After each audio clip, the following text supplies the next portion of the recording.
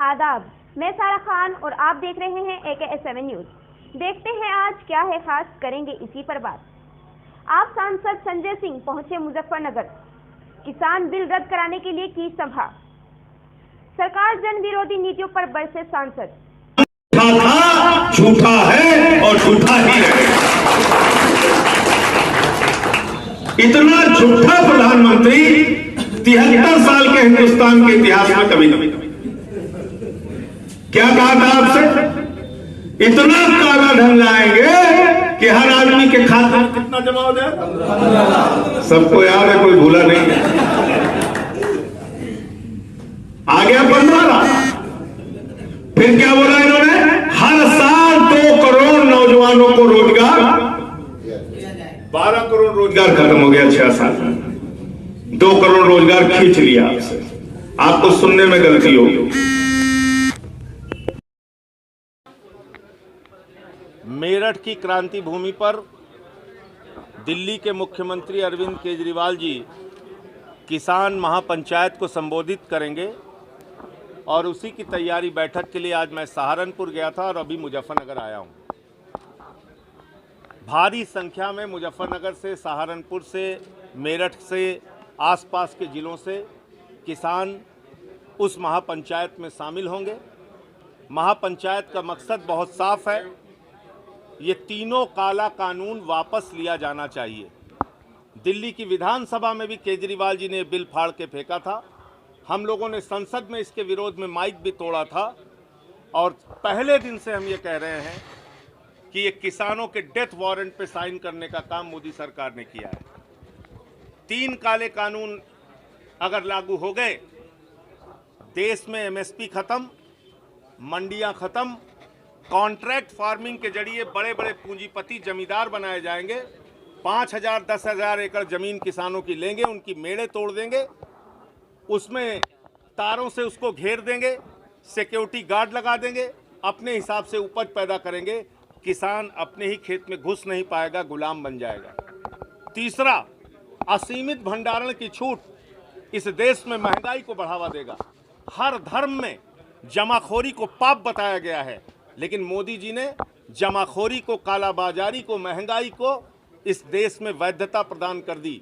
असीमित भंडारण यानी सस्ते में गेहूं, सस्ते में चावल, सस्ते में दाल, सस्ते में फल, सस्ते में सब्जियां किसानों से खरीदी जाएंगी, उसको बड़े बड़े कोल्ड स्टोरेज में रखा जाएगा और जब बाजार में उसकी कमी हो जाएगी तो महंगे दामों में बेचा जाएगा। इसलिए ये तीसरा जो कानून है, ये हिंदुस्तान के हर नागरिक के खिलाफ कानून है। तीसरी बात, चौथी बात, आज बजट जो आया है हिंदुस्तान का, वो हिंदुस्तान को बेचने वाला बजट है। रेल बेच रहे हैं, सेल बेच रहे हैं, कोल बेच रहे हैं, सड़क बेच रहे हैं, बिजली बेच रहे हैं, पानी बेच रहे हैं, LIC बेच रहे हैं, बैंक बेच रहे हैं, एयरपोर्ट बेच रहे हैं, पोर्ट बेच रहे हैं, पूरा हिंदुस्तान बेच रहे हैं। और खेत बेचने के लिए कानून लेके आ गए। तो जो लोग धरती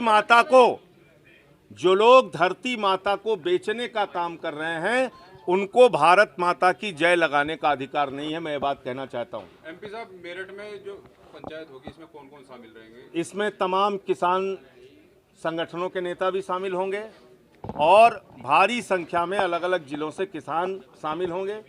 मैं गांव-गांव स्वयं जा रहा हूं, हमारी पार्टी के कार्यकर्ता जा रहे हैं, हमारे जिला अध्यक्ष जी अरविंद बाल्यान जी हैं, हमारे प्रभारी अंकुश चौधरी जी हैं, हमारे विधायक जी हैं यूनुस भाई, बंसराज दुबे जी हमारे CYSS के अध्यक्ष हैं। हम सारे लोग, पूरी पार्टी मेहनत कर रही है। हर गांव से किसान इसमें शामिल। क्या वार्ता हुई थी उनसे? बहुत सारी बातचीत हुई और वो भी इस बात को लेकर दृढ़ संकल्पित हैं कि ये तीनों काला कानून वापस होना चाहिए और हम लोग भी इस बात को लेकर पूरी तरह से उनके साथ है कि ये काला कानून वापस कराकर ही दम लेंगे। क्या वो भी केजरीवाल जी के साथ मीटिंग में रहेंगे? नहीं, उन्होंने वो अपने ढंग से किसान आंदोलन को चला रहे हैं। जरूरी नहीं कि हर व्यक्ति उसमें रहे, लेकिन बहुत सारे और दूसरे नेता भी शामिल होंगे। अच्छा, दिल्ली में रिंकू हत्याकांड हुआ है, उसके बारे में क्या कहेंगे? मैं पहले भी बोल चुका आपसे पहले, अभी आप भी पूछ रहे हैं, आपको भी बता दे रहा हूं। जब से अमित शाह देश का गृह मंत्री बना है, दिल्ली की कानून व्यवस्था बद से बदतर हो गई है। वहां पर दंगा हुआ, नफरत फैलाने का काम हुआ, वकीलों पे लाठीचार्ज हुआ, छात्रों पे लाठीचार्ज हुआ, तो इनको नगर निगम का चुनाव कराने से और बंगाल के चुनाव प्रचार से फुर्सत नहीं है। दिल्ली इनसे संभल नहीं रही है, कानून व्यवस्था संभल नहीं रही है। पुलिस केजरीवाल जी को दे दो, हम ठीक करके दिखाएंगे, जैसे हमने हर विभाग ठीक किया। यूपी के प्रभारी हैं आप, यहाँ पे उन्नाव कांड हुआ है, उसके बारे में क्या कहेंगे? उन्नाव कांड दिल दहला देने वाला कांड है।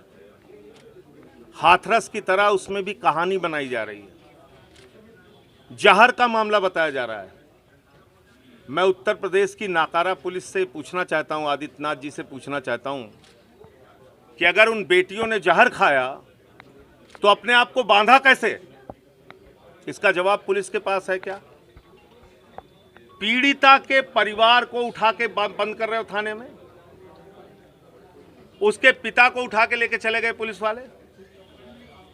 मैं समझता हूं आज बेटियों के लिए उत्तर प्रदेश कब्रगाह बन गया है। छोटी छोटी बच्चियों के साथ दुष्कर्म, बलात्कार, हत्या की घटनाएं हो रही हैं एक के बाद दूसरी। और बार बार हम लोग ये कहते रहे हैं कि अगर योगी आदित्यनाथ जी अपनी नफरत की राजनीति से फुर्सत पाकर अपने प्रदेश की कानून व्यवस्था के बारे में थोड़ी चिंता करें तो शायद परिस्थितियां ठीक हो सकती हैं। प्रधानमंत्री जी ने कहा था कि जो आंदोलन चला हमारे यहाँ, दूसरी जमात तैयार हो चुकी है, तो आंदोलनकारियों को आंदोलनजीवी बताया गया था, इसमें क्या कहेंगे? प्रधानमंत्री जी को ये पता ही नहीं है कि वो संसद में जो बैठे हैं वो आंदोलन जीवियों के बदौलत बैठे हैं।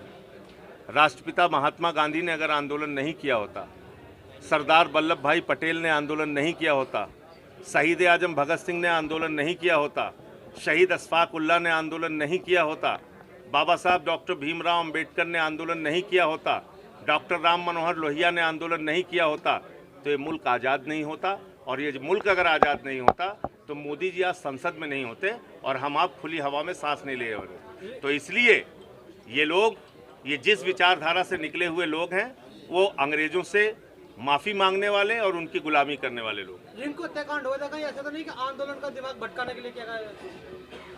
एक ही सवाल को कई तरीके से पूछना चाहते हो, 1000 बार उसका जवाब दे देता हूँ। सुनना समझना चाहो तो फिर ऐसी ही कुछ खास खबरों के लिए देखते रहिए AKS 7 न्यूज़। तब तक के लिए